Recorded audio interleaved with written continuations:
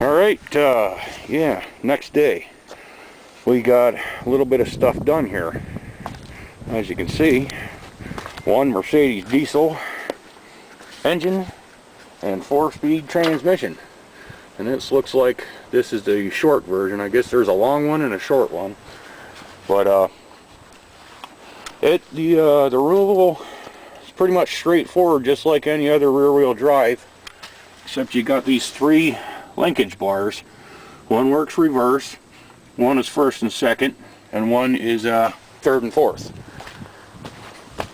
And you have corresponding arms on the transmission. And the rods are all different lengths, so I think it'll be pretty hard to get them wrong. Now when we put it in that car, those rods are going to have to be shortened, so I read online, as well as that little stub of drive shaft sticking out. Now, speaking of which, here was these bolts that I had to grind off, and man, I could not. They were very hard to get a wrench on the back side of these things, and I mean, it was kind of nice having these Allen bolts on there, but they just freaking rounded right out. So I did what I had to do. I just ground them off. But yeah, and so far, besides that grinding, the most annoying thing on this thing was getting the damn pedals out, because you're gonna, well, obviously you're gonna need that clutch pedal. You got your brake booster comes, and there's studs comes off of the brake booster through the firewall and into these holes, right? And you got 4 nuts holding that on.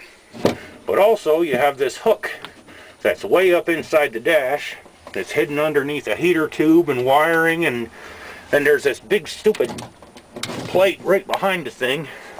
But anyhow, you got to take those nuts out, slide this thing back, and then it'll drop down. But there's this big damn plate behind there keeping me from sliding it. I mean, I even bunged up the clutch switch. I don't know what that's for. Maybe cruise control or so you got to hit the clutch when you start it. I don't know. Oh, damn lighter's dead. Oh well. Anyhow, we'll get the shifter, and we're gonna gut that.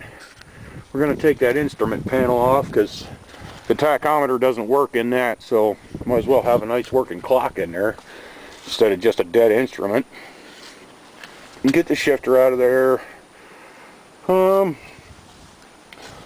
Probably a bunch of other goodies, little stuff. I don't think we're keeping the interior. Let me see. There might be a guy that wants to come up and get the front suspension, and we're gonna give it to him if he wants it, because he's been awful helpful. But yeah, so far the only issue we might run into is if the flywheel is balanced to the engine or something. We might have to have it just neutrally balanced. I'm not sure exactly what that is. I'll have to read it up some more. There's a pretty good site I found, has a guy that did this, lots of pictures, lots of information, and lots of people talking about it.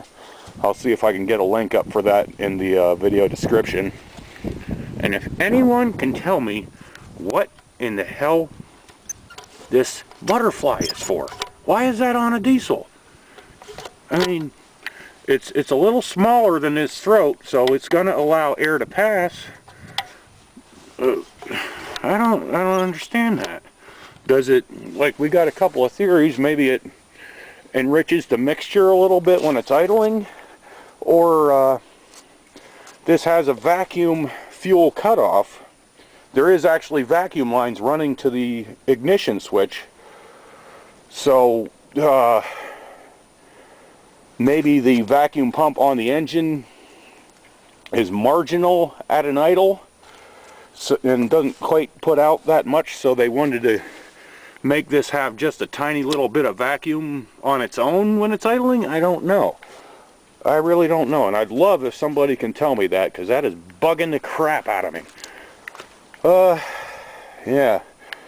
So far, it's been going pretty good. I mean, this thing, they really built these suckers.